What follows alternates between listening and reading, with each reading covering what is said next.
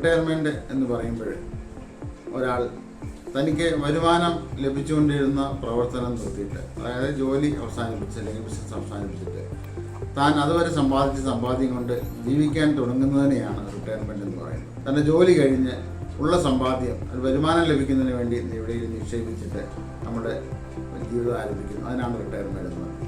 ഈ ഒരു അവസ്ഥയ്ക്കായിട്ട് ഒരുങ്ങുന്നതിനെയാണ് retirement planning എന്ന് പറയുന്നത്.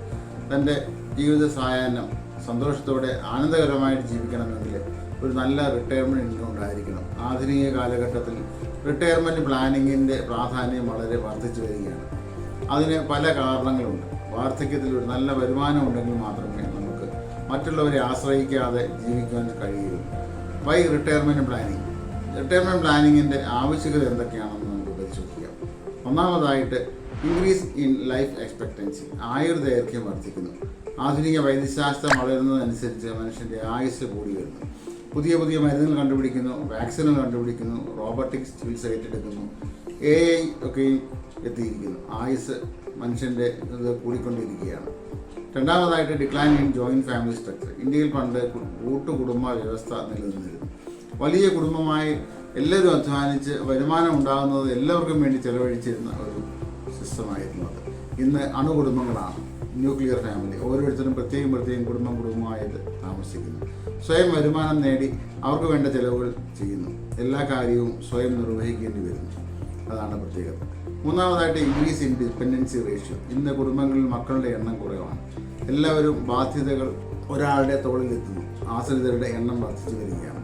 നാലാമതായിട്ട് no proper social security system. ഇന്ത്യയിൽ സോഷ്യൽ സെക്യൂരിറ്റി സംവിധാനം വളരെ പരിമിതമാണ്. പെൻഷൻ പദ്ധതികൾ പര്യാപ്തമല്ല, ആവശ്യത്തിന് പെൻഷൻ ലഭിക്കുന്നില്ല. എന്ന് ഇതൊക്കെ ശരിയായി നമുക്ക് സന്തോഷമായിട്ട് സുഖമായിട്ട് ജീവിക്കാൻ പറ്റുമെന്ന് അറിയത്തില്ല. അഞ്ചാമതായിട്ട് ഇൻഫ്ലേഷൻ. നാണയപ്പെരുപ്പവും വിലക്കയറ്റവും നിയന്ത്രിക്കാൻ സാധിക്കുന്നില്ല. വർഷാവർഷം സാധനങ്ങളുടെ വില വർദ്ധിക്കുന്നു, ചിലവ് വർദ്ധിക്കുന്നു, ഇൻഫ്ലേഷൻ കുറയുന്നില്ല. ഇവയൊക്കെയും നമ്മുടെ പ്രശ്നങ്ങൾ കൈയടക്കുന്നു. ഇൻഫ്ലേഷൻ കൂട്ടിക്കൊണ്ടിരിക്കുന്നു. നമ്മുടെ ജീവിത നിലവാരം നിലനിർത്തുക എന്നുള്ള അടുത്തതായ കാര്യം.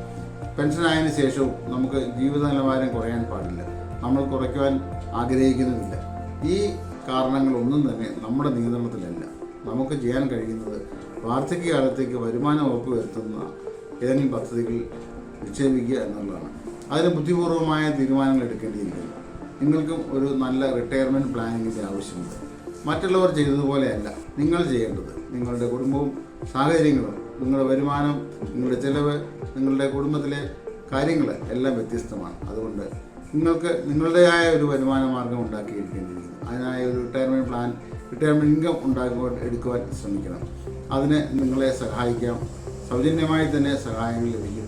കൂടുതലായി അറിയുന്നതിന് ഈ പദ്ധതികൾ തിരഞ്ഞെടുക്കുന്നതിനൊക്കെ ആയിട്ട് ഇന്ന് തന്നെ നിങ്ങൾ ഞങ്ങളെ വിളിക്കുക. Thank you.